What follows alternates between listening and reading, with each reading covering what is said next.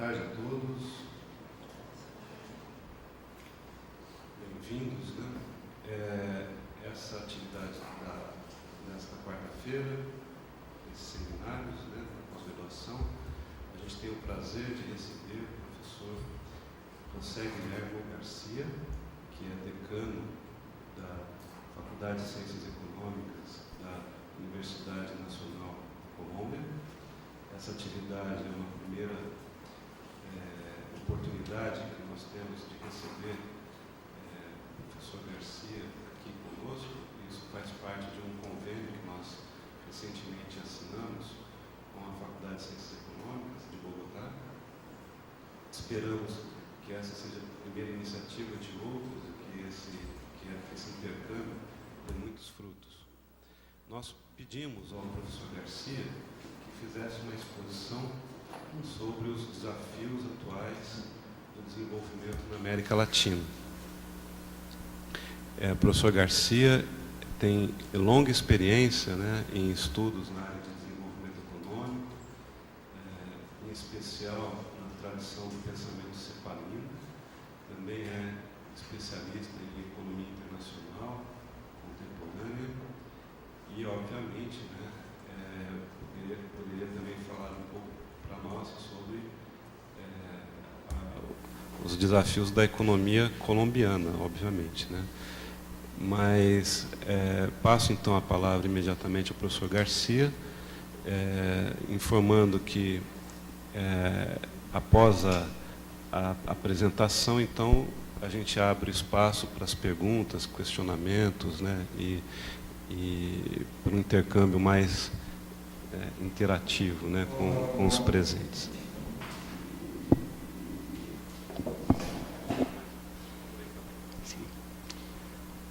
Sí.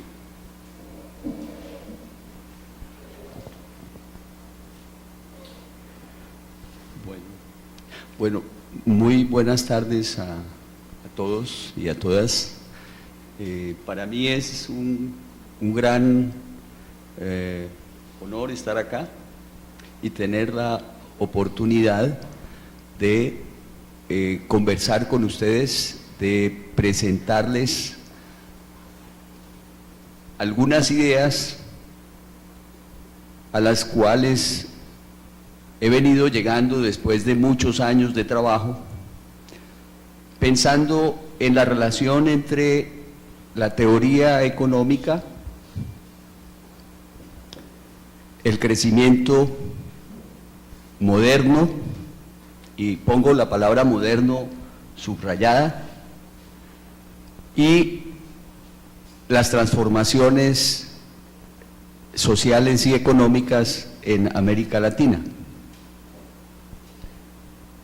Yo me siento muy honrado de la invitación que el profesor Marcelo, con mucha generosidad, me hizo para venir a, por un lado, conocer la universidad y el Instituto de Economía, y también para buscar la forma de organizar mejor las actividades de colaboración que yo espero sean muy fructíferas para las dos escuelas.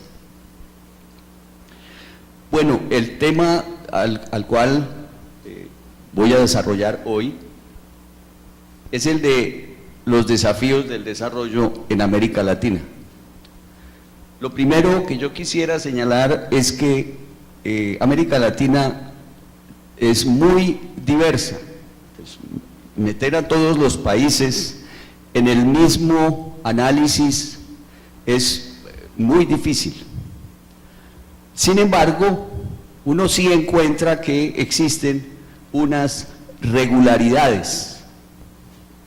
O sea, que hay unos aspectos que, a pesar de las diferencias que son grandes, hay algunos aspectos que son comunes. Estamos ya en la segunda década del siglo XXI y a comienzos de los años 90 nos prometían, y digo nos prometían porque así lo formulaban quienes defendían la perspectiva de análisis neoliberal, nos prometían que el mercado nos iba a traer el progreso y el desarrollo a los países. Pasaron los años 90, pasó la primera década del siglo XXI y todavía vemos en América Latina problemas característicos del llamado bajo desarrollo. Para iniciar, yo quiero referirme a este punto que me parece que es importante. La cuestión, me refiero a un texto que el profesor Aldo Ferrer escribió para la publicación extraordinaria que realizó la revista de la CEPAL en el año 98. Y dice el profesor Ferrer: la globalización confronta a los países con desafíos cuya resolución depende de cuya resolución depende su desarrollo o atraso. De las respuestas dadas al dilema del desarrollo en el mundo global dependen variables críticas, como la acumulación de capital, el cambio técnico, la composición del comercio exterior, la tasa de crecimiento, el empleo, la distribución de la riqueza y el ingreso, y los equilibrios macroeconómicos. Y luego dice el profesor Ferrer: las buenas respuestas a la globalización permiten que las relaciones internacionales impulsen la transformación, crecimiento e integración internas. Es decir, que las buenas respuestas fortalecen las economías internamente, mejoran las capacidades internas en las distintas dimensiones, tanto en la acumulación de capital como en las capacidades científicas, técnicas, el desarrollo productivo, la capacidad de esa economía internamente para generar empleo, para crear condiciones sociales y económicas sostenibles. Pero también dice el profesor Ferrer: las malas respuestas producen situaciones opuestas, fracturan la realidad interna, sancionan el atraso y someten a decisiones fuera del propio control. Me parece que ese es un marco de referencia útil, porque para abordar este tema de los desafíos tienen que ver en gran medida con los escenarios que siempre pasan por el entorno y por el contexto internacional. Entonces, para abordar un poco ya más en la perspectiva que quiero presentar, el análisis, yo he llegado a una conclusión. Normalmente hacemos los economistas muchos estudios y mucha reflexión sobre el capital, sobre cómo estudiarlo. Y es que ocurre que el capital es una invención humana. El capital es un invento creado por los seres humanos. Y obviamente tiene distintas connotaciones. A veces se lo relaciona con los recursos o a veces se lo relaciona con las relaciones sociales, como lo hacía Marx, por ejemplo. Pero en fin, el capital sí es una noción que remite a una institución fundamental. Y es la construcción primero del derecho de propiedad como institución, y después la posibilidad de utilizar ese derecho de propiedad con una racionalidad instrumental. Y yo insisto en una racionalidad instrumental porque cuando los recursos, bajo el régimen de derechos de propiedad, son utilizados con esa racionalidad, todos los recursos, los medios, son utilizados con una finalidad fundamental: producir de forma lucrativa un excedente o una ganancia. Entonces, el capital, uno puede encontrar, en sentido estricto, nunca antes existió de la forma como existe hoy. Hoy nadie pone en duda esa noción institucional, todo el mundo presume el capital. Pero de hecho, el capital es una fuerza muy poderosa, que se instauró poco a poco en el mundo, empezando un desarrollo muy claro, muy consistente en Europa. A eso han hecho referencia los historiadores. Podemos pensar, por ejemplo, en las obras de Fernando Brodel, que dan cuenta de cómo se forma esta racionalidad instrumental en el Mediterráneo, y cómo esa racionalidad instrumental se extiende, se amplifica al resto de Europa, y después va penetrando el espacio, creando lo que hoy podemos entender ya como una economía, un mercado mundial. El capital entonces es una racionalidad que yo señalo, es central, es dominante, es la racionalidad sobre la cual se toman las decisiones, está relacionada con la jerarquía, pero también ocurre que en la configuración del mundo el capital necesitó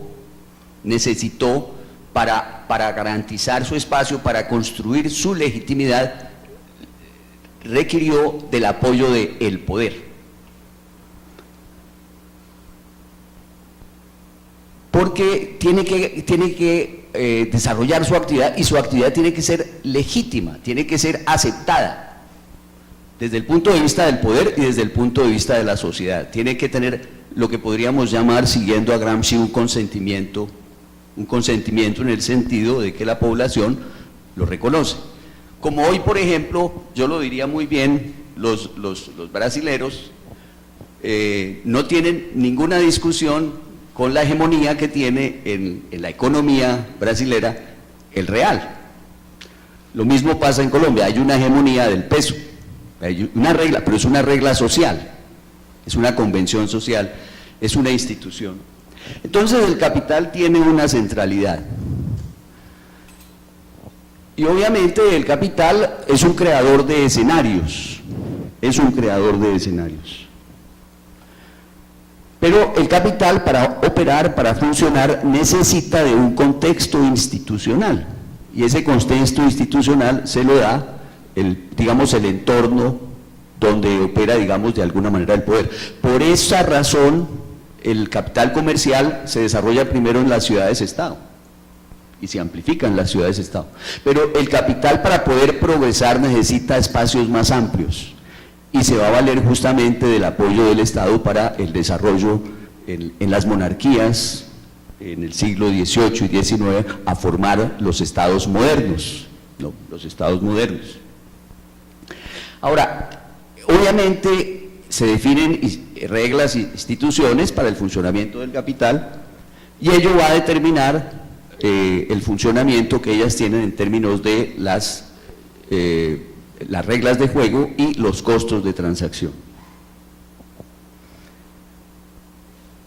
Ahora, por otro lado, entonces uno puede encontrar que cada economía nacional, y a eso remito justamente, y en eso hay una coincidencia de interpretación con la que formulan los regulacionistas franceses, en el sentido que no hay un capitalismo, es una gran diversidad de capitalismos. Cada capitalismo tiene sus propias especificidades, sus propias reglas del juego, sus propias reglas laborales, sus propias reglas monetarias, aun cuando para el capital lo mejor sería que no hubiera tantas reglas, que las reglas fueran solo una, ¿no?, para reducir los costos de transacción y mejorar la operación del capital. Sin embargo, no es así. La globalización, nos decían, iba a crear la aldea global, como quien dice, iba a eliminar todos los obstáculos, y no, finalmente la sociedad política sigue ahí. Por eso yo señalo, las instituciones de la economía nacional también remiten entonces a los procesos políticos, que tienen que ver justamente con el desarrollo y la formación y la forma como se desarrolla y se transforma la sociedad civil. Que eso remite también a un elemento. En el tiempo de Marx, en el siglo XIX, Marx veía claramente pues como el capital con una gran autonomía, ¿no?, y presentó justamente lo que él expone en El Capital, es una gran denuncia de las condiciones de existencia del trabajo en el siglo XIX. Pero esas condiciones cambian Y en el capitalismo esos cambios no son concesiones graciosas del capital, normalmente son el resultado de movimientos sociales del trabajo, movimientos sociales de los campesinos, movimientos sociales de la mujer, movimientos sociales de distinta naturaleza, que van creando derechos, y esos derechos le ponen límites al funcionamiento del capital. Ahora bien, cada economía nacional en América Latina, a pesar de una cierta convergencia, si uno ve los distintos periodos, han desarrollado en muchos periodos políticas en una misma dirección, pero con distinto matiz o distinto énfasis. Por ejemplo, en la apertura de los años 90, en la liberalización neoliberal de los años 90, Argentina fue muy extremo, ¿no? El neoliberalismo en la Argentina, y por eso lo llevó a una crisis muy grande entre 1999 y 2003, porque fue muy fuerte. Al contrario, el neoliberalismo brasilero fue mucho más moderado, mucho más moderado. Yo diría Brasil todavía conserva su proyecto nacional, así lo interpreto yo. En Chile habían hecho la apertura en los años 80, en los años 70, el gobierno Pinochet habían hecho la apertura. Esa apertura había desencadenado en una gran crisis en el año 82, y después de esa experiencia dura, en Chile volvieron a una apertura más controlada, a una apertura en la cual le dan mucha importancia al manejo de la tasa de cambio para no revaluar demasiado la moneda. El caso de México es otro, es una apertura, pero además apoyada fuertemente por el capital extranjero. Observen, México también tuvo su crisis en los años 90, hicieron una apertura, hubo muchos flujos de capital, revaluación del peso, se hundió la economía en la crisis, tuvieron que devaluar, y después la economía mexicana entra en otra senda, digamos, de relativa recuperación. Pero en el caso de la economía mexicana hay una especificidad. La especificidad de la economía mexicana es el peso enorme que para México tiene la economía de los Estados Unidos. No solo en las remesas de los trabajadores mexicanos que van a Estados Unidos, sino en el peso enorme del comercio exterior, que además se fortaleció, se acentuó demasiado con el proceso neoliberal en México, especialmente después del periodo de la franca zona del norte, allá en Tijuana, después de ese periodo, cuando más adelante simplemente la zona franca la bajaron al resto del país, y la inversión extranjera pudo llegar a todas las zonas de México. Vemos entonces cómo México pasó de ser un país primario exportador a exportador de manufacturas, pero con el concurso de manera muy especial de los capitales, primero estadounidenses y después los capitales japoneses, los capitales europeos, los capitales coreanos, que han venido a producir en México para exportar a Estados Unidos, para aprovechar el acceso que tiene México al mercado de Estados Unidos. Y además hay un elemento fundamental ahí de geografía, ¿no? Las ventajas que llamamos de localización. Entonces, con esto quiero señalar que al final las condiciones de la acumulación de capital para los distintos países van a ser variables, dependiendo de esas condiciones un poco específicas. En el caso de Colombia, para ilustrar rápidamente, la apertura, como en todos los países, produjo unos efectos, produjo cambios en el sector agrícola, produjo cambios en la industria, cambios en la estructura económica, y Colombia hoy es un país que depende para su funcionamiento en gran medida de los flujos de capital extranjero, en gran medida, tanto de crédito al sector público y privado, como sobre todo, de inversión extranjera directa.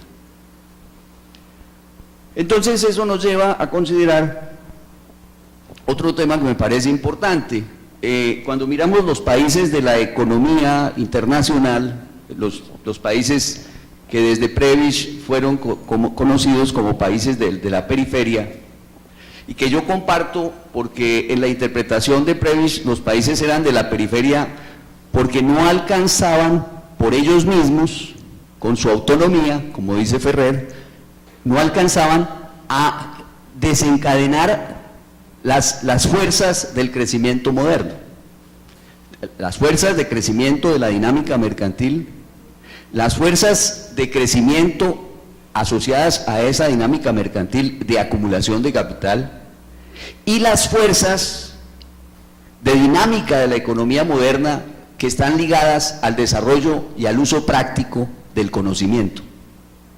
Entonces, estas economías, por eso Prebisch las entendía como periféricas y por eso establecía mucho la relación con el tema de en qué medida tenían autonomía relativa o no en relación con las herramientas del crecimiento moderno. Entonces eran periféricas porque no habían desencadenado internamente esas fuerzas. Y Prebisch interpretaba pues obviamente que había una zona más dinámica, ¿cierto? Esa zona más dinámica, los mercados más dinámicos, la acumulación más dinámica, el progreso científico y técnico más dinámico, efectivamente.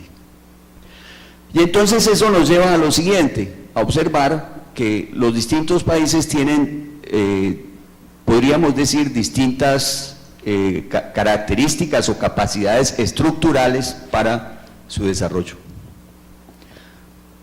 Algunos países obviamente forman su mercado interno, pero lo forman dependiendo mucho de su articulación internacional. Y entonces, algunos son basados en recursos naturales. Los países que articulan su relación con los países dinámicos con base en recursos naturales, normalmente van a tener un proceso de transformación lenta. No conozco muchos casos de países que hayan tenido muchos recursos naturales y tengan una transformación rápida. Creo que hay una regularidad.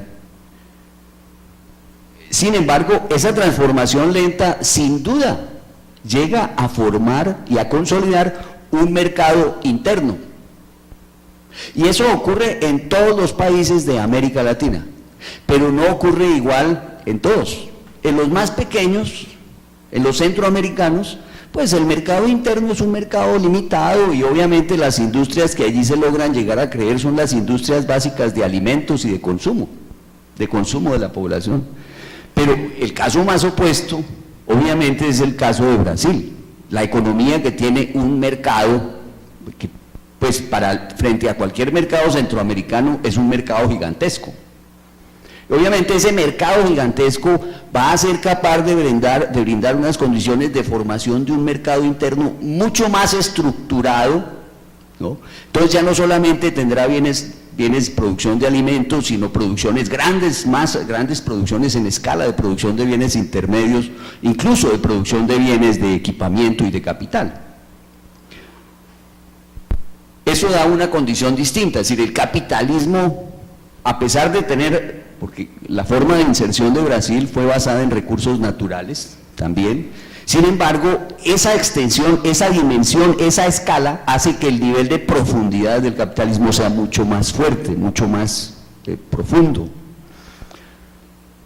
Un caso un poco paradójico es el de Argentina. Ya les voy a mostrar por qué. Que tuvo una transformación muy fuerte al comienzo y luego entra en una especie de marasmo. Lo mismo le pasa a Venezuela. Hay otros modelos de crecimiento que son más modernos. Hace algunos días tuve la oportunidad que me invitaron a hacer una presentación discutiendo el posible acuerdo de libre comercio de Colombia con Corea del Sur, con la República de Corea. Y yo señalaba ahí algo que me parece muy importante, que en Colombia habíamos tenido, pues suena duro, ¿no? suena duro, pues habíamos tenido la maldición de los recursos, ¿no? Porque al tener muchos recursos, siempre pensamos que somos ricos y entonces justamente el crecimiento lento, ¿no? El crecimiento lento, una transformación lenta, ¿cierto? Un desarrollo moderno lento. Y al contrario, en Corea, la República de Corea, que tiene la característica que la geografía es muy estrecha, muy escasa en recursos, el recurso más importante es la tierra para producir alimentos, entonces muy rápidamente tuvieron que, para crecer, hacer algo fundamental, desarrollar el talento de los coreanos, es decir, crear las condiciones para que en ausencia de los recursos naturales fueran los mismos coreanos los que crearan las bases de ese crecimiento. Y ese crecimiento, ahí sí, sin duda, es un crecimiento moderno. Ese crecimiento moderno tiene una transformación dinámica, también se forma el mercado interno, por supuesto, pero ese mercado interno aprovecha mucho mejor los escenarios y las oportunidades de la globalización a las cuales hacía referencia el profesor Ferrer. Podemos hablar de modelos mixtos, y en ese caso podemos encontrar casos como el de Brasil o México, que tienen recursos naturales, pero que logran, por su tamaño, por su escala, por su importancia, un nivel de profundidad grande, y eso les da otro patrón de transformación. Antes de seguir, yo quisiera hacerles, ¿hay un tablero para...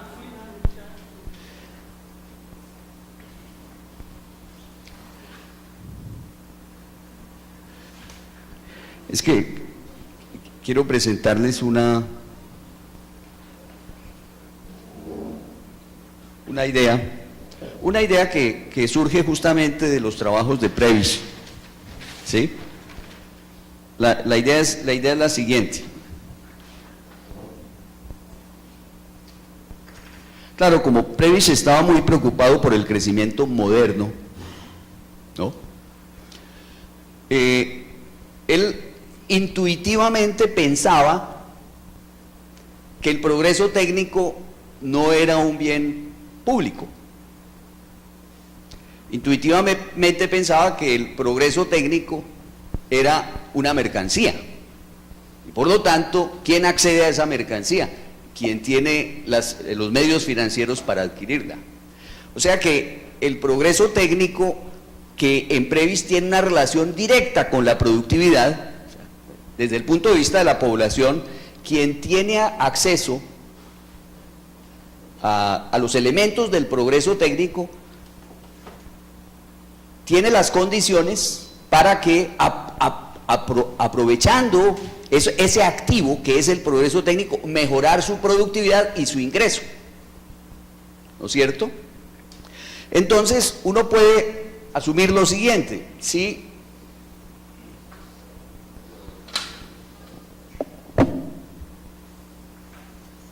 supongamos tenemos acá la distribución del ingreso,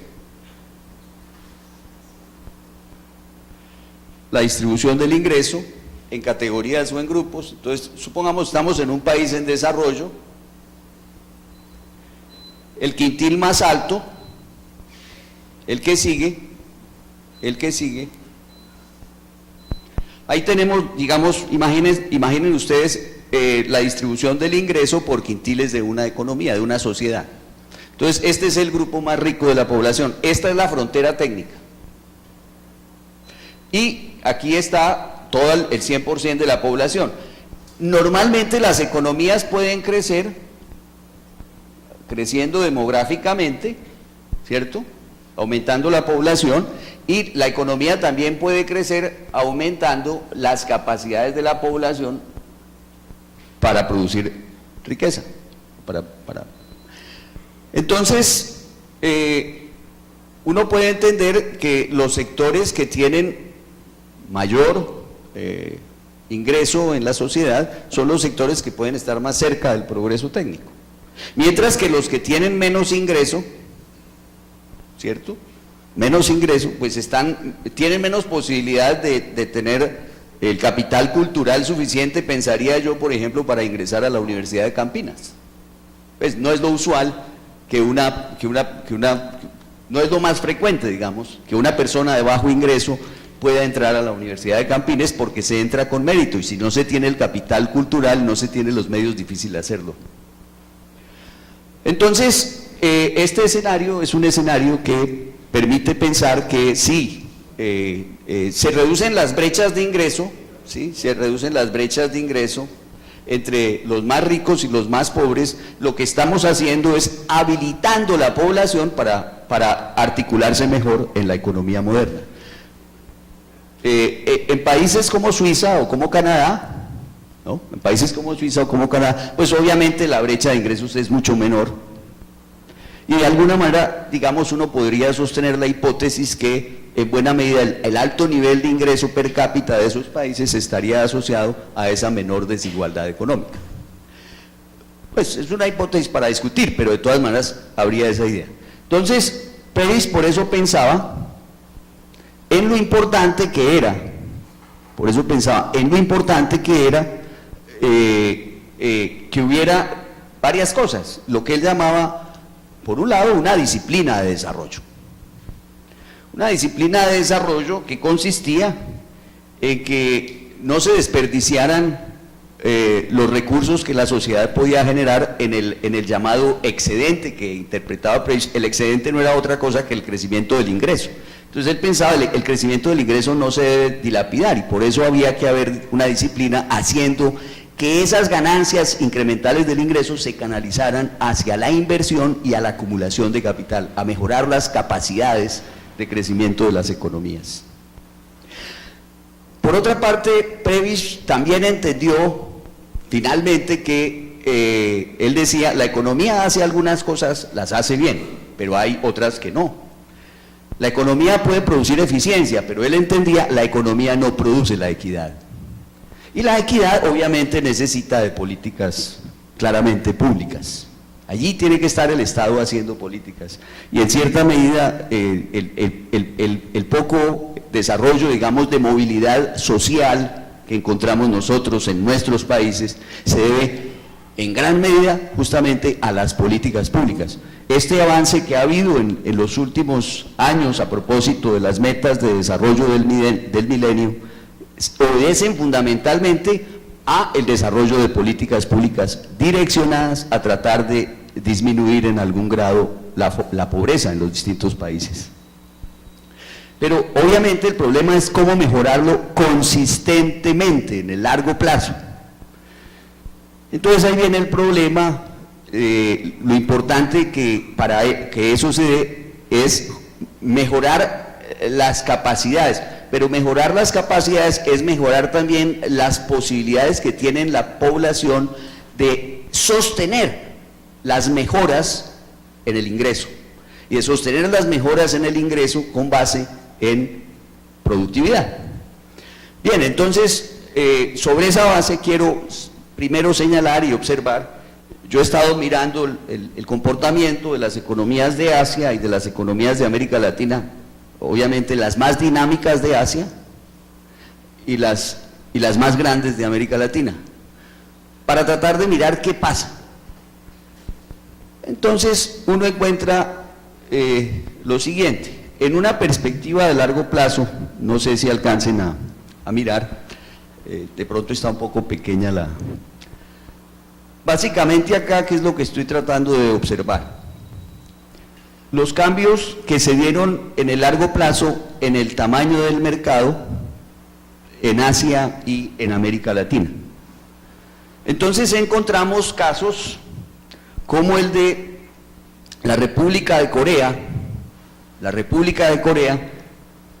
que en ese medio siglo aumentó su producto 21 veces el nivel que tenía en los años 60. Entonces, la economía china 42, la economía de la India 8, Indonesia 11. ¿Ah? Ah, sí. Ah, bueno. Y entonces, vemos que todas estas economías en el Asia muestran un comportamiento de crecimiento mucho mayor que las que registran las economías de América Latina. En América Latina, la que crece más en ese periodo de tiempo es justamente Brasil. O sea, su nivel de producto de los años 60 lo multiplica por 6.5 en ese periodo de casi medio siglo. En el PIB per cápita vamos a ver algo similar. En general, el PIB per cápita progresa más en las economías del Asia y progresa mucho más lentamente en América Latina. La economía donde más progresa en América Latina es en Chile. Haciendo un ejercicio de observación de la posible disminución de la brecha con pues tomo de referencia el promedio de las economías que se reunían hace un tiempo y todavía lo hacen, pero con menos regularidad, conocidas como el G7. Con relación a ese nivel promedio de las economías del G7, mirad qué pasaba. Y observen, ahí se ve claramente cómo se reduce la brecha de la economía china, ¿no? Se reduce la brecha de la economía china. También se puede ver claramente la reducción de la brecha de la economía de Corea o de la India, pero no es tan clara la reducción de la brecha, digamos, económica de las economías de América Latina. Si tomamos las economías un poco más, de tamaño más medio, y ahí yo pongo a Chile, a Colombia, a Venezuela, con Tailandia y Malasia, encontramos que lo que les decía anteriormente, mire el fenómeno de la economía de Venezuela. La economía de Venezuela, en vez de avanzar en reducir, tiene una disminución ostensible. Las otras economías pueden reducir la diferencia de tamaño, pero definitivamente es claro que las economías más dinámicas son las economías del Asia y del Pacífico, en el este del Asia. Bien.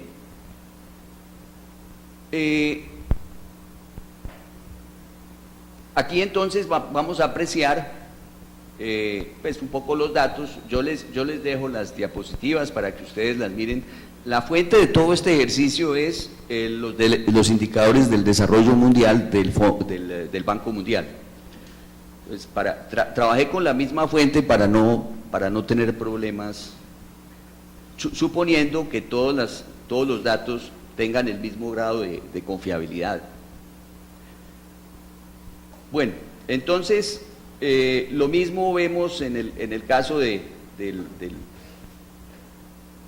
ingreso per cápita. Vemos claramente cómo la economía de Corea reduce ostensiblemente la diferencia en su ingreso per cápita, y vamos a ver que en el caso de economías de América Latina el avance no es significativo. Y eso resulta de un hecho, y es que en los países del G7 normalmente ya la población no crece, o crece muy poco. Ese crecimiento no llega a ser mayor al 1%. Si la economía crece 2%, entonces el ingreso per cápita va a crecer. En las economías de América Latina a veces el ingreso crece más despacio que la demografía, o casi tan cercanamente con la demografía. Entonces, en ese sentido no hay un avance significativo.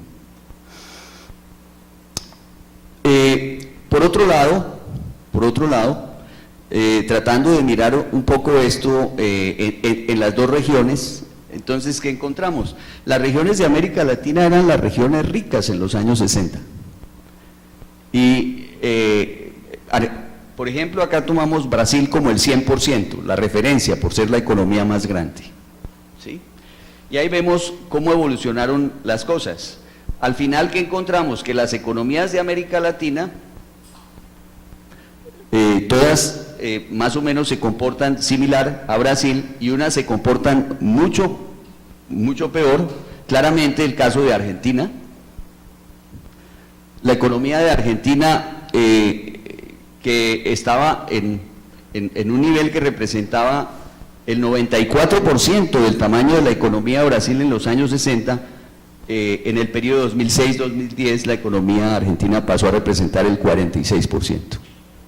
O sea, perdió un terreno enorme, o sea. Entonces, ahí es donde yo tengo un gran interrogante para seguir estudiando lo que ha pasado en Argentina. Y también me surge la misma pregunta en relación con Venezuela. O sea, los países más ricos de la región en los años 60 eran justamente esos dos. Y esos son los países que más lentamente han crecido y han tenido. Al contrario, todos los otros países del Asia, con la excepción de Filipinas, reducen la brecha económica con Brasil, todos. Y digo Filipinas aparte porque creo que Filipinas se parece mucho a los países de América Latina, pues en algunos aspectos se parecen a los países, pero todos los otros significativamente reducen la brecha de tamaño económico, o sea que quiere decir que sus mercados crecieron de forma significativa en ese periodo que estamos considerando. En ingreso per cápita la diferencia o las mejoras en el Asia incluso son mayores. Observen igualmente que en el otro caso en Filipinas no hay avance, pero para el ingreso per cápita al contrario no tuve en cuenta Brasil, tuve en cuenta Argentina, porque era el país que tenía el más alto ingreso per cápita en los años 60. Y lo que encontramos es que Brasil mejoró mucho frente a Argentina, Chile mejoró muchísimo frente a Argentina, Costa Rica lo hizo también, Colombia desafortunadamente no progresó mucho, y otros países como México también lo hicieron, pero los países que mejor avance tuvieron fueron justamente los países del Asia, especialmente Malasia, Tailandia o la República de Corea. ¿Que esto tiene relación con la inserción internacional? Sí. Y entonces, efectivamente, vamos a ver un poco las tendencias. En este diapositiva, en esta imagen, ustedes observan el punto en que estaba Corea en la relación entre exportaciones y Producto Interno Bruto en los años 60. Es la región que se presenta en la parte inferior izquierda de la pantalla. El otro punto que se observa es el de los años 2000, 2003 a 2008, el promedio del 2003 a 2008. ¿Y qué encontramos? Que Corea, que es un país pequeño, porque en población es la cuarta parte de Brasil, ¿sí? Es la cuarta parte de Brasil. Corea, pues en exportaciones genera un desarrollo exponencial, gigantesco. México avanza mucho, pero después de los años 90, apoyado por el tema del TLC, del acuerdo con los Estados Unidos, y Brasil, yo lo veo muy bien, es un mercado muy fuerte, muy sólido, pero todavía muy orientado a su mercado interno. O sea, tiene un mercado interno muy importante, entonces la inclinación hacia el comercio exterior no es tan fuerte, digamos, y además en Brasil no hay carencia de recursos. Ese es un factor que creo pesa mucho en Brasil, lo mismo que pesa en otros países de América Latina, o pesa incluso demasiado, como es el caso de Venezuela. Aquí vemos en el nivel per cápita esa transformación. En el nivel per cápita es mucho más radical el cambio en Corea. Tanto en el nivel de exportaciones como en el nivel de ingreso por habitante. En Brasil mejora el PIB per cápita, pero no mejora mucho la orientación hacia las exportaciones. Y en México mejoró mucho la orientación a las exportaciones, no tanto así el PIB per cápita. Los otros países, y ahí justamente el fenómeno que les menciono, Venezuela, me parece a mí otra preocupación, o sea, a nosotros, a los colombianos, pues yo no sé, como a Brasil, yo veía en la prensa en estos días que para Brasil el mercado argentino es muy importante en los automóviles, ¿no? En la industria automotriz. Para Colombia el mercado venezolano también es muy importante, para nosotros es preocupante que a Venezuela no le vaya bien, ¿sí? Porque la relación que hemos tenido, aunque ahora está debilitada, sí es muy importante. Pero obsérveme, en Venezuela las exportaciones per cápita cayeron significativamente y también cayó el Producto Interno Bruto per cápita. Entonces en Venezuela lo que hemos observado es una desmejora en ese periodo. Entonces la CEPAL no hablaría de una década, sino de 4 décadas perdidas. En contrapunto, los otros países que se han orientado al comercio exterior, pero también creando mejores fundamentos, mejores bases estructurales para su desarrollo productivo, efectivamente esas otras economías han conocido un desarrollo importante. Aquí lo vemos en términos de la acumulación de capital. Es la relación en términos de acumulación de capital, y ahí es donde yo señalo, efectivamente México y Brasil tienen una acumulación de capital importante, ¿cierto? Pero en el caso de Brasil es muy fuerte el peso del mercado nacional, del mercado interno, mientras que para México, como habíamos señalado, el mercado estadounidense es crucial. Y aquí vemos las otras economías, un poco en las mismas relaciones. Bueno, entonces, pues digamos, yo quisiera más dialogar con ustedes, y entonces para poder hacer ese diálogo yo voy a tratar de apurar un poco y voy a tratar de concentrarme en unos aspectos que me parecen importantes destacar. Los aspectos de transformación estructural. El indicador más sencillo de observación de cambio estructural es el observar cómo las actividades económicas ganan o pierden importancia y cómo esas actividades económicas tienen capacidad para absorber a la población activa, pues a la población laboral. Y entonces una regularidad que encontramos en el Asia es que el crecimiento en estos países, por lo menos en este periodo que estamos analizando, desde el 60 hasta el 2000, hasta el 2009 más o menos, ¿sí? ¿Sí? ¿2010? En ese periodo, el sector más importante de crecimiento fue el sector de la manufactura. Y esa misma regularidad la encontramos en Tailandia, la encontramos en Malasia, la encontramos en Indonesia, en menor grado en Filipinas. Y ahí justamente que yo señalo la posible cercanía o similitud de Filipinas con América Latina. Observen entonces que en estos países, ya en Corea los servicios eran importantes y al contrario los servicios no crecieron más, crecieron muy controladamente.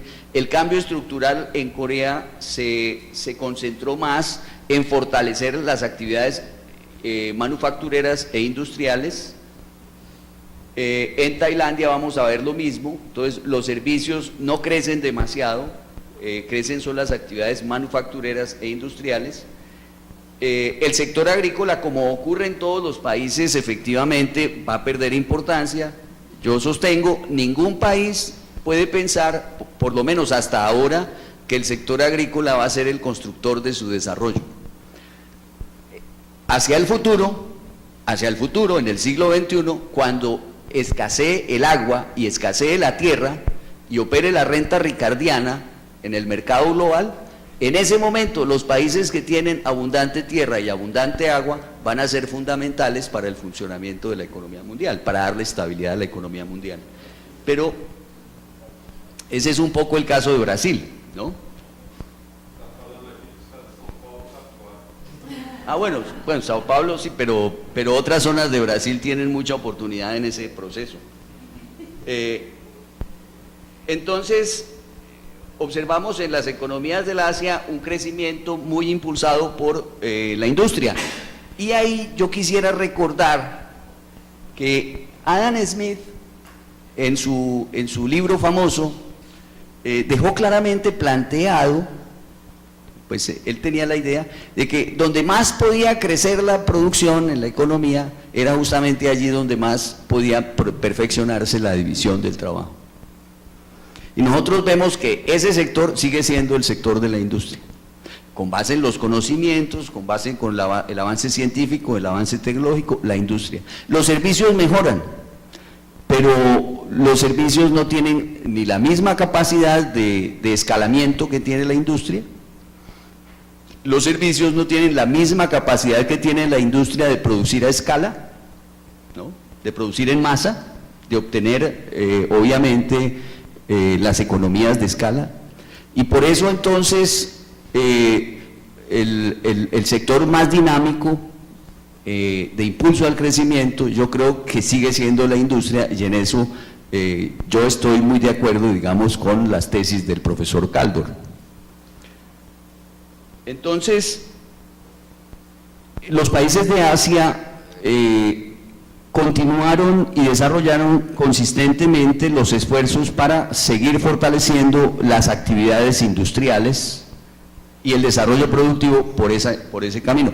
No obstante tener bases agropecuarias o agrícolas fuertes, Malasia, Tailandia son países que originalmente eran grandes potencias agrícolas, lo mismo Indonesia, pero aún así fortalecieron de forma significativa su desarrollo industrial. Miremos ahora lo que pasa en América Latina. Y entonces vamos a mirar, en Argentina los servicios ya eran importantes a comienzos del periodo, y lo que hizo la llamada política de sustitución de importaciones fue reforzar la importancia de los servicios y inducir a la desindustrialización del país. En el Brasil, un poco parecido, los servicios siguieron creciendo. En México, parecido. En Chile y en Colombia, parecido, es decir, una regularidad. Entonces, yo pues no lo he probado, pero creo que en América Latina se ha desarrollado, es como una especie de hipertrofia del sector de los servicios, con el problema que tiene el sector de servicios, que es muy heterogéneo desde el punto de vista estructural, porque en el sector de los servicios cabe de todo.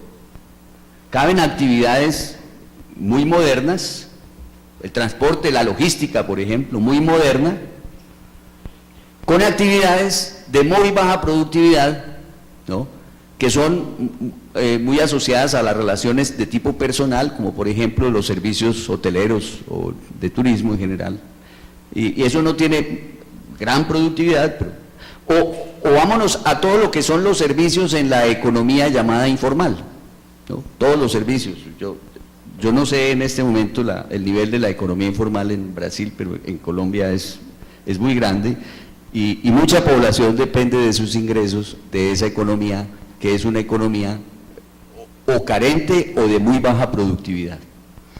Entonces, en América Latina los servicios crecen demasiado, y eso tiene que ver con el acelerado proceso de urbanización, ¿no?, el acelerado proceso y el acelerado desplazamiento de la población del campo a la ciudad, con la transformación demográfica, que en los países de Asia parece, por lo que veo, es un proceso mucho más gradual, mucho más sostenible desde el punto de vista social y desde el punto de vista económico, y eso hace una diferencia muy grande entre las dos regiones. Resultado de todo esto, entonces podemos mirar, obviamente el crecimiento de las economías depende en gran medida de su articulación internacional, pero también depende de la forma como aprovechen esa articulación internacional para mejorar los fundamentos internos de crecimiento, y eso se va a reflejar en los patrones de comercio que tienen los países. Entonces, acá presentamos el patrón de comercio, cómo se transforma, es decir, cómo se da el cambio estructural en el patrón de comercio, en este caso en la República de Corea. Observen que en los años 70 era marcadamente basado en manufacturas de baja tecnología y un poco menos en tecnologías en manufacturas de tecnología media. Este trabajo se hace con base en la clasificación del AL, ¿no? Y observen claramente cómo se va dando la mutación, el cambio estructural, década tras década, ¿no? Hasta el patrón que tiende a predominar hoy más intensivo en manufacturas de alta tecnología y en manufacturas de media tecnología, donde ya efectivamente observen las manufacturas de baja tecnología tienen una representación muy baja. Pues ese es el cambio estructural. Ese azul denso son las exportaciones obviamente de manufacturas. Ese azul como oscuro. Y aquí tenemos el caso de Malasia, donde también se ve esa mutación, ese cambio estructural, de una producción basada de una exportación basada en primarios y en manufacturas de recursos naturales a un cambio en un patrón basado en alta tecnología. Pero eso significó que Malasia dejó de exportar el aceite de palma, ¿o significa que Malasia dejó de producir caucho? No, es que lo que creció más dinámico en Malasia fue las exportaciones industriales, o sea, hubo un desarrollo productivo. Y eso se ve acá claramente. Al principio del periodo, las exportaciones de base agrícola eran la mayor parte, y como se ve en la parte final se concentran las manufacturas. Lo mismo podemos observar en Tailandia, un cambio estructural dinámico en el largo plazo, donde efectivamente vuelve otra vez a hacer las manufacturas. Digamos, eso yo sé que todos ustedes ya lo conocen, entonces no voy a insistir mucho sobre eso. Este es el caso, digamos, de Filipinas, pero miremos América Latina.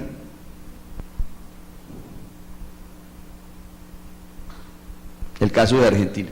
Y no pongo todas las 4 décadas, sino pongo solo la del 80 y la del 2000. ¿Sí? Y observen que no hay un cambio sustancial. Es decir, como si las cosas se hubieran mantenido iguales un poco, una leve, es decir, aumentó un poco las exportaciones de tecnología media. Y les aseguro que los mercados más importantes para esas exportaciones de tecnología media no están en Europa y en Estados Unidos, están fundamentalmente en Paraguay, en Uruguay y posiblemente en Brasil. Es decir, puede ser el Mercosur.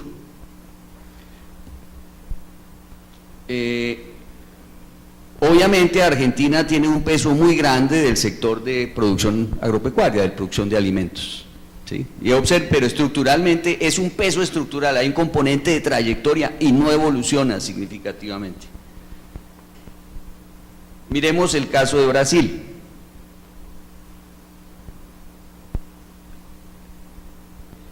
Yo particularmente les digo, es la primera vez que estoy en Brasil y estoy sorprendido de ver la infraestructura que hay en Brasil, pero yo no sé si es solo la infraestructura de Sao Paulo, yo no sé si en Bahía será similar, ¿sí? Pero estoy sorprendido. Claro, yo sé que Sao Paulo, el estado de Sao Paulo en Brasil, es la zona más desarrollada, digamos, del Brasil, pero yo estoy sorprendido, y muy gratamente sorprendido, pero sin embargo, el patrón de inserción de Brasil no cambia sustancialmente. Es decir, disminuye un poco las manufacturas de baja tecnología y crecen un poco las manufacturas de alta tecnología. Yo creo que son las exportaciones de aviones, por ejemplo. Deben ser las exportaciones de aviones. Pero las exportaciones de aviones son una buena cosa, pero no son suficientes para generar las oportunidades que necesita tanta población en Brasil. Y si miramos entonces el patrón de comercio, ciertamente las exportaciones industriales en Brasil son importantes, ya no depende tanto de los productos agrícolas, pero en el patrón de comercio de las 2 últimas décadas, desde el punto de vista de densidad tecnológica, no ha cambiado mucho. México sí cambia. Y el cambio de México tiene que ver mucho con el acuerdo de libre comercio, con la inversión extranjera y el peso que allí tiene el mercado de los Estados Unidos. Muchas de las industrias de alta tecnología, de las exportaciones de alta tecnología, son productos de ensamblaje en México. Son productos, eso se llama importar productos hechos en Estados Unidos de alta tecnología, ensamblar los computadores, etcétera, y reexportar. Entonces, es fundamentalmente, por eso incluso cuando uno analiza el comercio exterior de México, uno ve que hay muy poca generación de valor agregado. Entre las importaciones, muy poca diferencia en generación de valor agregado. Entonces, claro, fue explosivo el desarrollo de las exportaciones en México. El caso de Chile.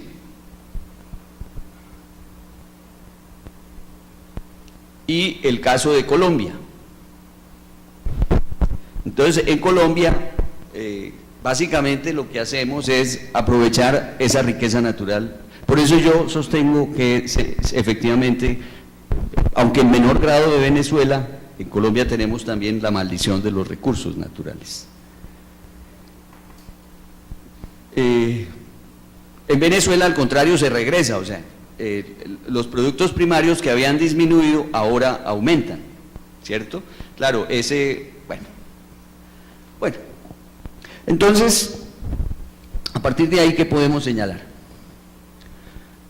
En América Latina hay unas regularidades que tienen que ver justamente con esa lentitud del cambio estructural.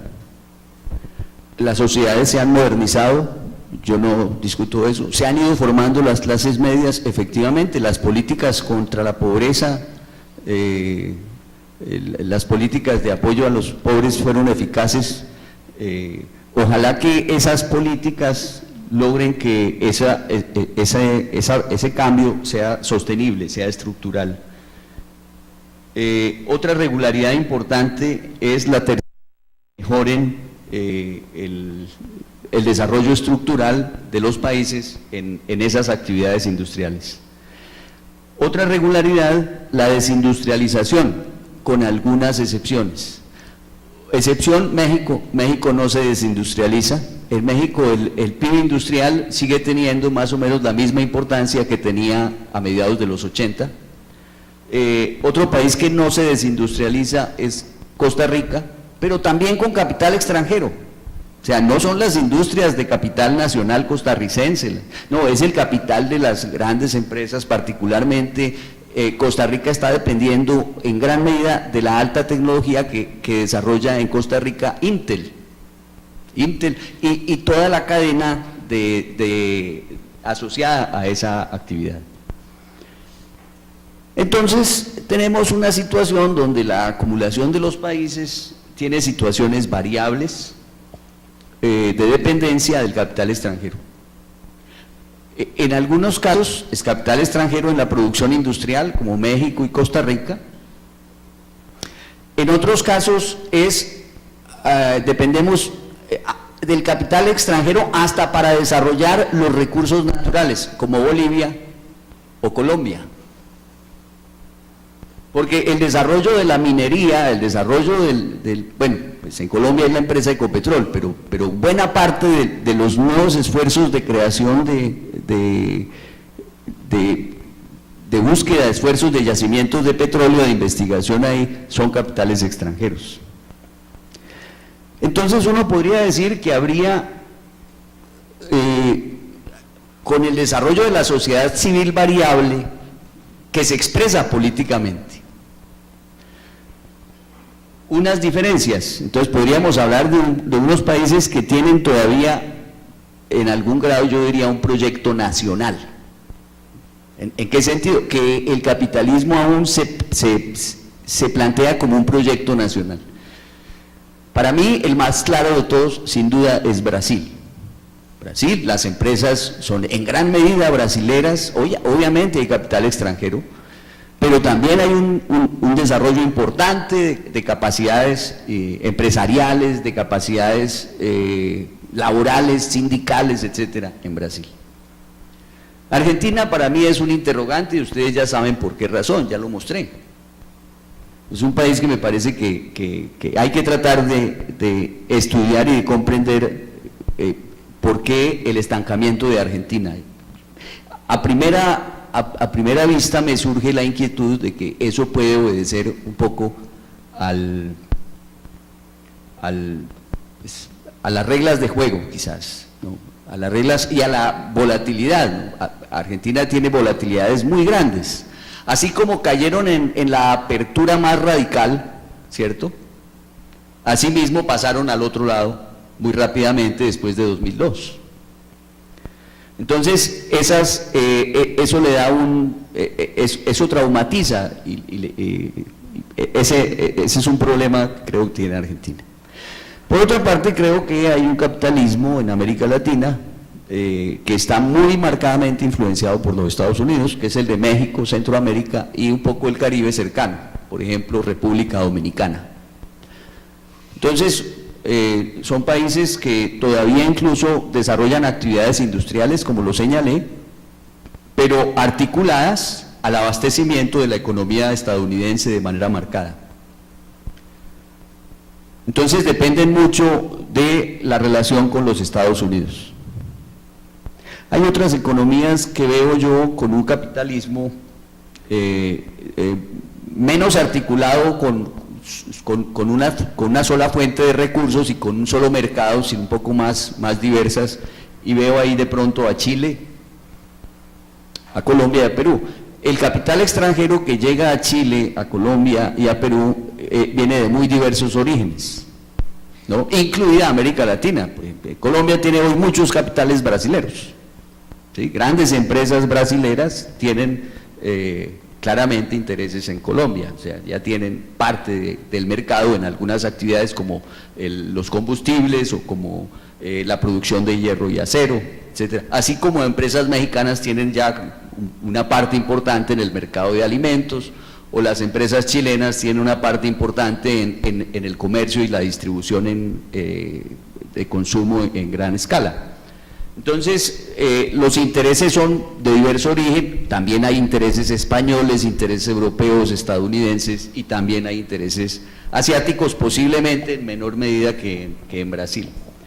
Y creo que el Perú es otro país con esas características, o sea, los tres países, que son países, digamos, de tamaño medio en América Latina, esos tres países dependen mucho de los capitales extranjeros, pero no solo de un origen, ¿sí? Es un origen más diversificado, más global, podríamos decir. Hacia el futuro, y creo que debemos tener en cuenta, finalmente, ¿cuáles son los mercados que más crecen? ¿Cuáles son los mercados que más crecen?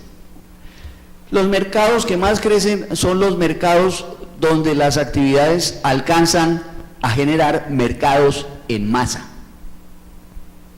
mercados en volumen. ¿Cuáles son mercados en masa? La energía.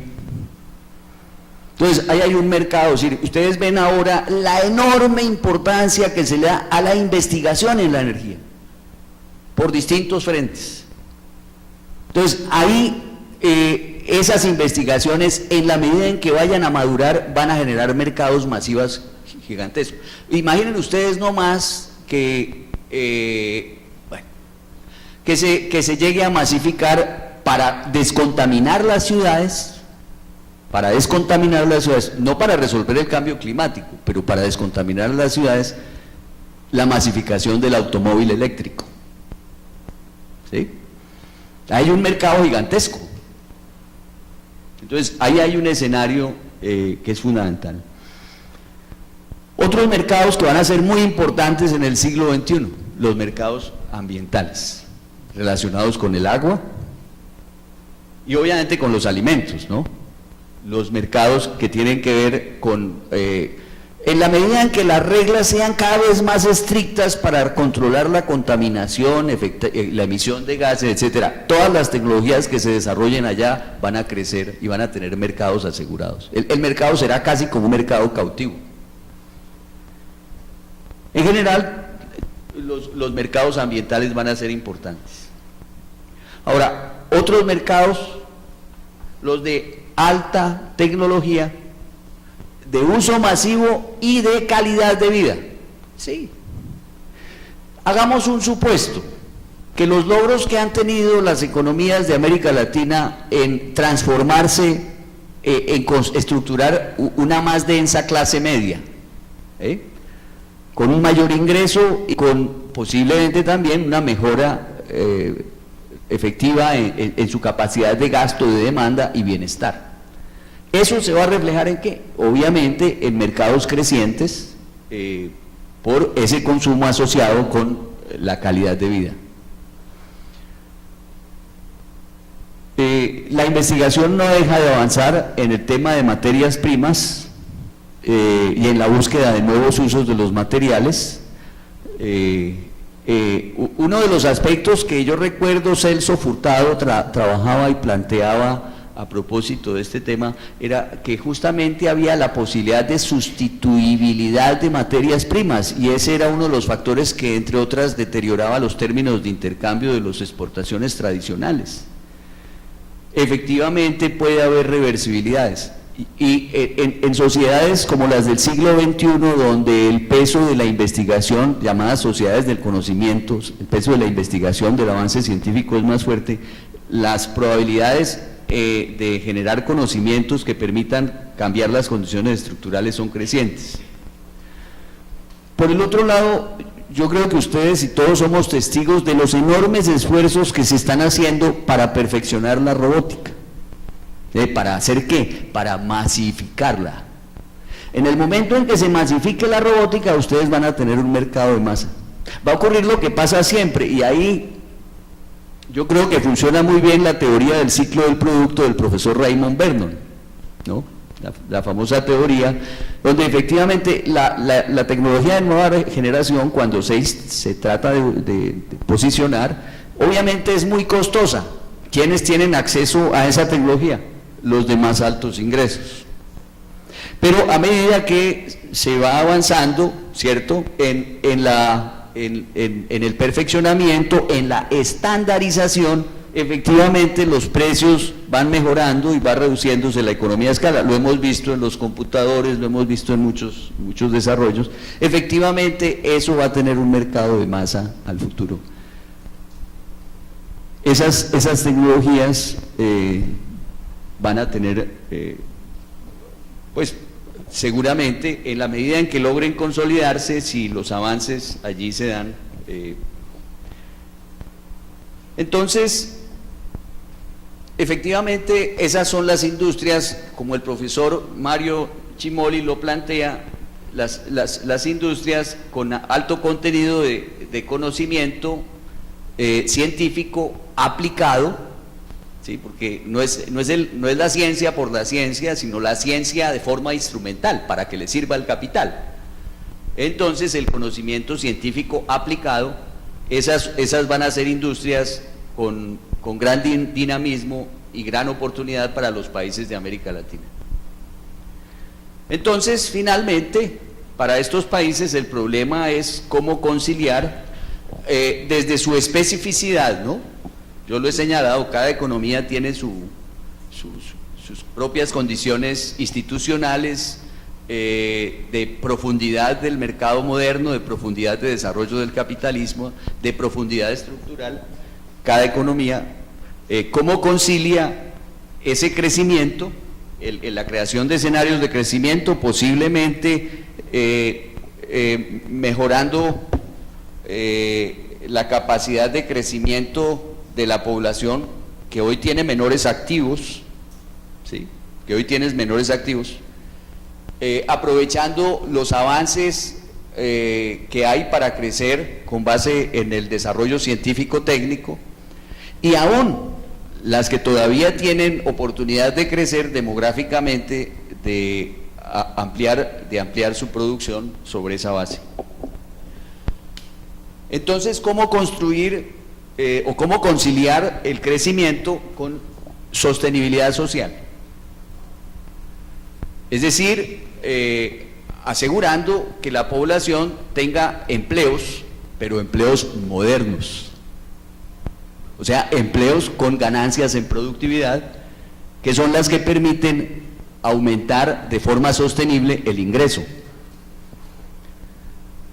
¿Cómo conciliar entonces el crecimiento con la sostenibilidad ambiental? ¿Cierto? Para que después el medio ambiente no sea un costo muy, muy alto, y para hacer también la sostenibilidad económica. Y si ustedes observan acá, yo también tengo una influencia muy fuerte de un autor que creo que es muy importante, que es el Karl Polanyi, ¿sí? Karl Polanyi plantea muy bien que la economía moderna no puede funcionar como un mercado autorregulado. Es decir, puede funcionar como un mercado, pero necesita instituciones de protección. ¿De protección a qué? Al ser humano. Entonces, la sostenibilidad social. De protección a la naturaleza, la sostenibilidad ambiental. Y el mercado moderno necesita también protegerse a sí mismo, ¿no? O sea, necesita protegerse a sí mismo para hacerse sostenible, o sea, para que las crisis no sean tan traumáticas, no sean tan costosas. Es la sostenibilidad económica. Yo les agradezco su paciencia de haberme escuchado en español. Les pido disculpas de no haber podido hablar en portugués y espero que haya sido un poco clara la exposición. Muchas gracias.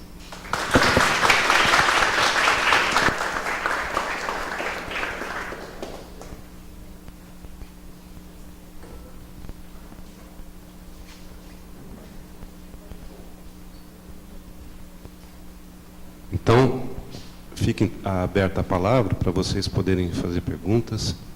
Professor José María. Le pido disculpas por llegar un poco a los fines de su presentación, pero yo tengo una cuestión, de todas estas empresas esos nuevos objetos que involucran tecnología y conocimiento más sofisticado, son muy distintas de las que la América Latina se acostumbró a introducir por medio de la intensificación de capital. Muchas de ellas son basadas en la organización de servicios y tienen una estructura de transferencia de tecnología y mismo de construcción de tecnología distintas, y los impactos muchas veces no se puede ver físicamente como se pasaba con la mecánica, cuando se pasó en el siglo XX. Le pregunto si esto no está muy lejos de cómo trabajan los industriales hoy en países como Brasil, Colombia.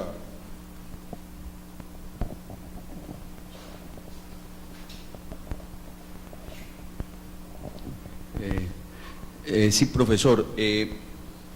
A ver si yo he entendido bien la pregunta. Es cierto que en las transformaciones que sufrieron las economías en América Latina, una parte importante de esas transformaciones obedeció a los procesos que conocemos como outsourcing.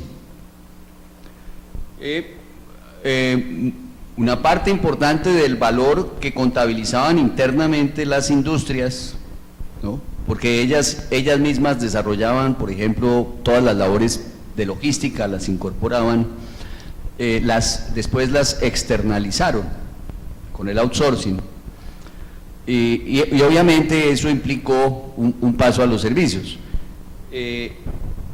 Pero lo que también es cierto es que en América Latina, pues yo lo veo muy visiblemente en Colombia, en Venezuela, en Ecuador, claramente hay desindustrialización. Y la desindustrialización no crea un escenario estructural nuevo, no crea un escenario estructural nuevo de alternativa, que al contrario en Brasil, digamos, una estructura económica mucho más sólida, y por esa misma razón con mucha mayor capacidad incluso de resiliencia, es decir, de adaptación a los nuevos desarrollos, ¿sí? Con una capacidad de adaptación mucho más fuerte, porque la trayectoria del aprendizaje también alcanzó mayor profundidad. En distintos aspectos es claro. A propósito de esto, justamente, yo quisiera, si me permiten, hacer un último comentario. Este texto lo tomé del informe que hicieron la OCDE, la CEPAL y la CAF sobre las perspectivas para el año 2014 de América Latina. Lo paradójico es que ellos se limitan a señalar que en el final de la década perdida de los años 80, ese final estuvo asociado a una visión del desarrollo que confiaba exclusivamente en los mercados, que fue el neoliberalismo. La intervención pública y en particular la política industrial eran vistas como fuentes de distorsión. La política de gobierno era distorsionante y por lo tanto eran rechazadas, pero esa fue la retórica que se planteó, ¿sí? Fue así como se construyó, pero observan, en los años 2000 se establece una visión más equilibrada y pragmática. Yo creo que es el resultado de las crisis del neoliberalismo, de las crisis a las cuales ha hecho referencia pues, distintos autores, entre ellos el profesor Stiglitz. La experiencia internacional sugiere que la política industrial es necesaria, después de que antes decían que no. Ahora la política industrial es necesaria, pero que debe ser diseñada de forma que evite los conocidos riesgos de cooptación por intereses privados y de su prolongación en el tiempo sin evaluación de resultados. Evaluar y redefinir la dirección y los montos de los apoyos públicos con un monitoreo efectivo de las metas y resultados es una dimensión clave en la implementación de las políticas. Y creo que ahí hay una diferencia también de lo que pasó entre Asia y América Latina. En Asia hubo disciplina de desarrollo, en el sentido que lo pensaba Previs, creo yo. Hubo disciplina de desarrollo, en el sentido de que había que cumplir las metas del desarrollo que se proponían en los planes quinquenales. Así lo ve uno muy claramente en el caso de Corea, en los trabajos que se han documentado por distintos autores. Mientras que en América Latina nos acostumbrábamos a dar los apoyos, las ayudas, pero no a obtener métodos. Pero creo que en eso se ha venido avanzando y las posibilidades de profundizar son cada vez más al alcance de los países, y obviamente de los países que tienen mayores mercados, porque tienen mayores posibilidades de profundidad allí.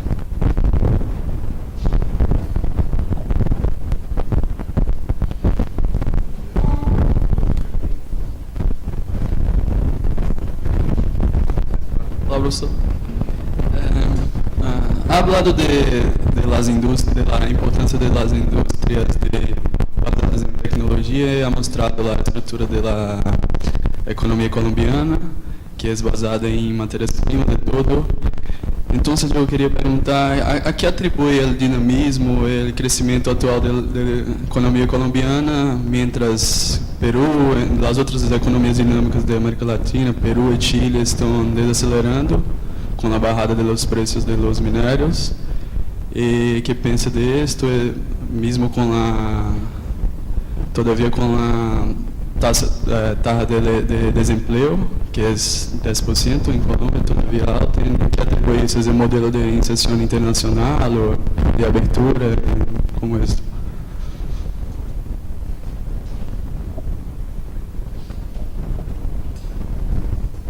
Buenas tardes, profesor Jorge. Me llamo José Redondo, soy estudiante de acá de Unicampi colombiano.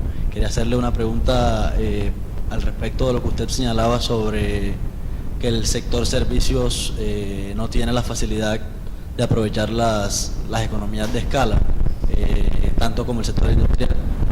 Sin embargo, vemos que en la economía colombiana actualmente lo que estás hablando, el crecimiento del ingreso nacional, precisamente el sector de los servicios, el sector terciario, y la industria ha entrado desde hace varios años en un periodo de estancamiento. Entonces, preguntarle a qué cree usted que se debe ese periodo o esa fase de estancamiento de la industria, si se debe a una cuestión de errores de política económica, de política pública, o si por el contrario se asocia más a una cuestión de inserción con la economía internacional.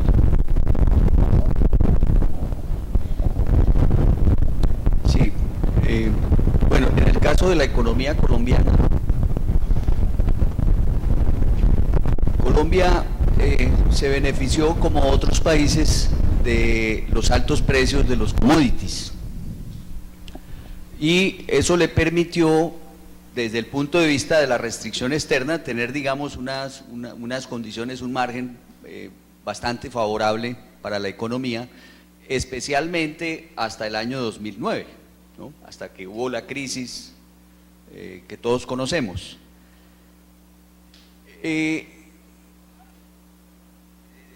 El periodo posterior, digamos, los precios no se han caído, pues últimamente, pero el principal producto de exportación de Colombia es el petróleo. No es un gran exportador como Venezuela, pero el petróleo es el principal producto de exportación, con el carbón, y esos recursos, pues el precio no se cayó tanto, digamos, desde el punto de vista de restricción externa no ha sido tan grave la cosa. Empieza a ser grave en este año, en 2014, empieza a ser grave. Pero hubo una política pública que fue eficaz para el crecimiento. Colombia es un país con niveles de pobreza muy altos. El coeficiente de Gini incluso es mayor que el de Brasil, ¿no? La desigualdad económica. Y el gobierno en el 10, el gobierno que inició en 2010, le dio una gran importancia aprovechando la coyuntura favorable que había tenido el país y las condiciones internacionales, desarrollar unas políticas muy orientadas a ampliar el esfuerzo de inversión en infraestructura. Colombia hoy tiene un atraso en infraestructura bastante grande. Entonces, ese esfuerzo en infraestructura de dos tipos: infraestructura para urbana, de infraestructura para los transportes, y infraestructura para la población, habitaciones, ¿no? Entonces, el sector de construcción es un sector que ha jugado un papel muy importante ahí. Le estoy respondiendo también un poco la pregunta que usted formulaba. El sector que está creciendo ha sido el sector de construcción. El sector de construcción. Y el sector de construcción en Colombia tiene una particularidad. Desde el punto de vista de la teoría de Hirschman, de los eslabonamientos interindustriales, el sector de construcción genera muchos eslabonamientos. Entonces, si se invierte en ese sector, genera por transmisión de demanda y estimula muchas actividades. Entonces ha habido una política muy fuerte dirigida a mejorar el escenario, digamos, de crecimiento de los pobres, ¿sí? A mejorar el acceso de los pobres a la habitación, a las viviendas, a mejorar la infraestructura del país, y se hizo en un momento en que el país, desde el punto de vista de la situación fiscal, lo podía hacer, y eso entonces ha permitido que la tasa de crecimiento se haya mantenido entre el 4 y el 5%, digamos, todos estos años. Si ustedes miran, esa es una característica de Colombia, un escenario donde las tasas de crecimiento de pronto no son tan altas, pero son sostenidas, entonces sin muchas volatilidades, sin muchas fluctuaciones. Ese es un poco el escenario que hay y que ha permitido tener el crecimiento. Entonces, un crecimiento que aprovecha también las oportunidades que tiene el mercado interno por sus limitaciones de desarrollo.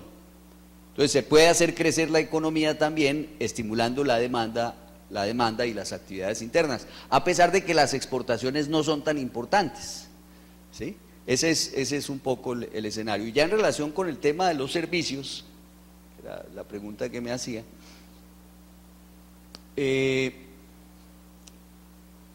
ciertamente hay un componente de los servicios que es importante y crece, el sector moderno de servicios, el sector moderno.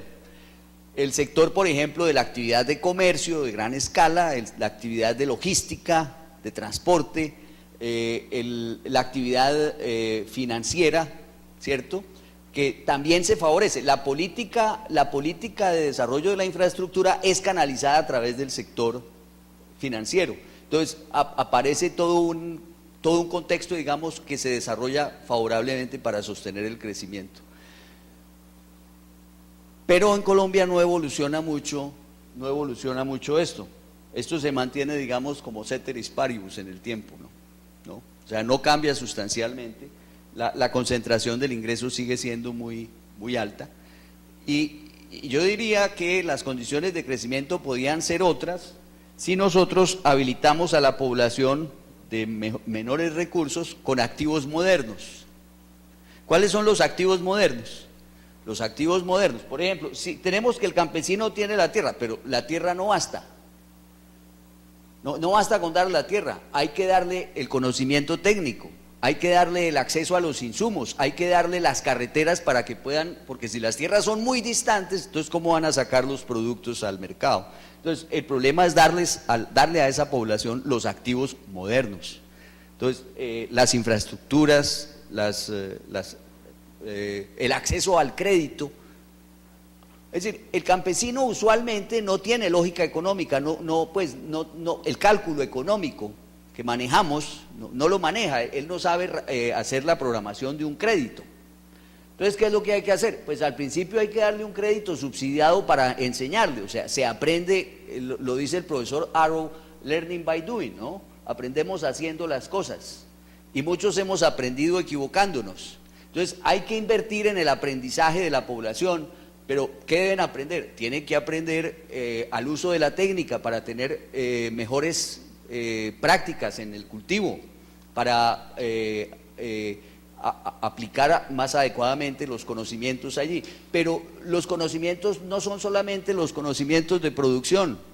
Y yo les comento, esa es una reflexión que hacemos allí en Colombia justamente porque uno de los grandes problemas para resolver el problema de este conflicto que tenemos es el problema de darle estabilidad a las zonas rurales. ¿Cómo le vamos a dar estabilidad a las zonas rurales si no creamos las bases para que el campesino pueda vivir de forma adecuada con su propia actividad?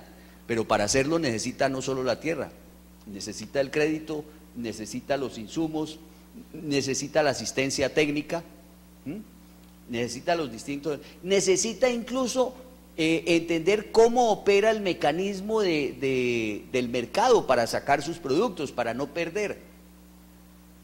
Esos son procesos efectivamente que se pueden mejorar si se hacen políticas muy direccionadas a que la población aprenda a pescar, ¿no? Que la población aprenda a pescar en vez de darles el pescado, ¿no es cierto? Entonces, prepararlos, dotarlos de activos modernos para eso. La educación es un activo moderno. Entonces, en Colombia ahora está en discusión la política de educación, como supongo está en todos los países de América Latina. Es decir, si mejoramos las capacidades de educación y de conocimiento de la población, los estamos preparando para hacer uso de las herramientas de la productividad, que son las del progreso técnico y la ciencia.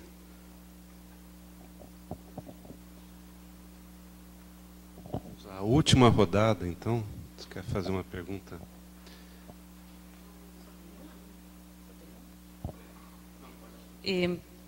Buenas tardes, profesor, gracias por la charla. A mí me quedan muchas dudas y mucha discusión, pero frente a los desafíos de América Latina, teniendo en cuenta la historia de América Latina, incluso comparada con la historia de Asia, hay dos cuestiones que han marcado o que son transversales a esa historia, que tiene que ver mucho con la política industrial. Primero, el financiamiento de esa política industrial, es decir, puede haber mucho interés en los gobiernos en avanzar en fortalecer un proceso industrial que, aparte de eso, cruzado con el empleo, es el sector que más empleo genera, y normalmente, históricamente, el empleo más no moderno, sino más decente o más completo frente a las relaciones laborales.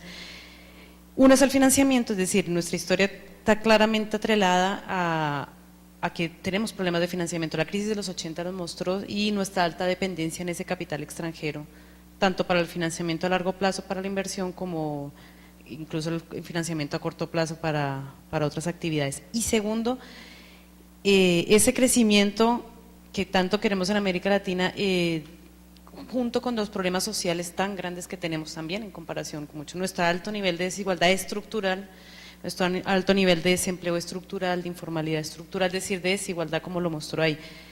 Y ese crecimiento tiene que estar acompañado no solamente con la idea de la sostenibilidad social, sino que si nosotros comparamos los datos de algunos de los países de América Latina, década de los 2000 con los 90, podemos hablar de que la situación es mucho más positiva de lo que teníamos en los 90, por ejemplo en empleo, en distribución de renta, en eso, y con un crecimiento alto, no tal vez no muy estable, pero se dio un sostenimiento, es decir, tenemos que crecer tapando unos huecos enormes. Entonces eso también es un desafío para este crecimiento para América Latina. ¿Qué lectura tiene alrededor de esas dos? Ahí va justamente mi reflexión, que tiende a ser, digamos, muy aterrizada, ¿sí? A no pensar con el deseo, sino a pensar mucho en términos de lo que es factible. Digamos, cada sociedad tiene el desarrollo que se merece, ¿sí? Es decir, cada sociedad tiene el capitalismo que se merece. Brodel en uno de sus textos dice: el capitalismo no puede existir, no podría existir si la sociedad no lo acepta. Es decir, el capitalismo necesita de la complicidad de la sociedad, ¿cierto? En el sentido de la aceptación de la sociedad de alguna manera. Entonces, pero lo mismo puede uno decir, como el capitalismo no es genérico, hay variedades de capitalismo. Es decir, ¿qué tipo de capitalismo se puede tener? Entonces, cada sociedad, y por eso yo reconozco la importancia que tiene la sociedad como sociedad civil, ¿cierto? Porque la sociedad civil es la que de una forma puede ir determinando el tipo de reglas que pueden existir. Entonces, creo que en América Latina el escenario, no sé, voy a hacer una idea, voy a hacer un planteamiento. El tema que hay en discusión ahora en Brasil, yo he estado 2 días, y he percibido la enorme tensión que hay por el posible cambio de políticas que pueda haber en Brasil, si gana el candidato Neves, ¿cierto? Que puede haber un cambio de política muy grande, claro. Eso va a afectar la sociedad civil. ¿De qué manera la va a afectar? La sociedad civil va a determinar eso, si eso es posible o no. Entonces, yo por eso no creo que haya una regla única. Al final, todo depende mucho de los contextos. Desde el punto de vista de lo que uno pensaría que sería lo mejor, que haya una fiscalidad que reduzca asimetrías, ¿cierto? Impuestos a los grandes patrimonios, a las grandes riquezas, ¿cierto? ¿Para qué? Para financiar el desarrollo, pero esos impuestos van a ser recuperables después con la productividad de los sectores que pueden ser beneficiados por esas políticas. Ciertamente se necesita el escenario de financiación, pero también hay otro elemento, y es que las economías de América Latina hoy no están como en los años 80. La situación financiera de la mayoría de los países, digamos, es menos complicada. ¿Sí? Digamos, en algún grado incluso los niveles de deuda son bastante manejables, o sea, digamos, no hay preocupación por ese lado. Desde ese punto de vista uno podría decir, habría margen para políticas keynesianas, ¿sí? Habría margen para políticas keynesianas, es decir, tratar de estimular mayor gasto. Lo importante siempre es que no sea la demanda por la demanda, sino que sea una demanda capaz de generar crecimiento, ¿sí? Capaz de generar escenarios de aumento de productividad en general. Y pues finalmente uno ve los escenarios variables. En Venezuela el escenario con el gobierno actual es un escenario, digamos, poco favorable. Si ustedes me permiten, yo voy a ser muy franco, yo veo que es una política populista. Es una política que distribuye el ingreso, pero no aumenta la productividad. Ese es un problema, una política que distribuye ingresos y no aumenta la productividad. Y yo por definición, yo por principio soy a favor de la distribución del ingreso, pero me gusta más la distribución de ingreso que se vuelve sostenible. En Venezuela finalmente están distribuyendo la renta petrolera, y ese es un problema. No están mejorando la capacidad y las aptitudes de la población venezolana para generar riqueza si no hay petróleo. Ese es otro problema. Entonces creo que la situación es variable dependiendo de los países, y cada país va a tener su propio proceso dependiendo de sus condiciones internas, ¿no? Y de la forma como se articulen esas condiciones internas con el contexto internacional.